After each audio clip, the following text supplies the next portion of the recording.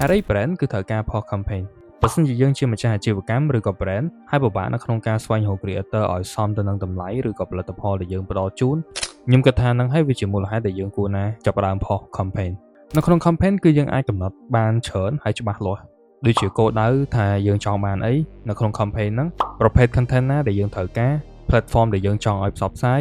បាត់ចិត្តប្រមាណនៅក្នុងការផ្សព្វផ្សាយអាជីវកម្មយើងហើយយើងចង់ឲ្យ creator នោះធ្វើវានៅក្នុងរយៈពេលប្រមាណថ្ងៃហើយនៅពេលដែល campaign គឺត្រូវបាន live creator ដែលគេចាប់អារម្មណ៍គឺគេនឹងធ្វើការដាក់ proposal ដោយផ្ទាល់ហ្មងហើយយើងក្នុងនាមជាអាជីវកម្មឬក៏ brand យើងអាចចូលទៅមើល profile របស់គាត់ថាគាត់មាន follow ប៉ុន្មាន content គាត់ style អីគាត់មានតម្លៃឬក៏បទពិសោធន៍ប៉ុណ្ណាដែលយើងអាចធ្វើការសម្រេចចិត្តខ្លួនឯងមុននឹងធ្វើការទទួលយក proposal នោះដូច្នេះយើងអត់ចាំបាច់ចំណាយពេលនៅក្នុងការស្វែងរកទៅឆាតទៅកាន់ creator ម្នាក់ៗទេយើងគ្រាន់តែ post campaign នៅក្នុងនោះទៅហើយមាន creator ដែលគាត់គិតថាខ្លួនឯងសមនឹង brand ហ្នឹងគាត់ធ្វើការ apply proposal មកហើយអ្នកគ្នាអាចចាប់ផ្ដើម post campaign បាននៅលើ platform របស់យើងឈ្មោះថា Infludo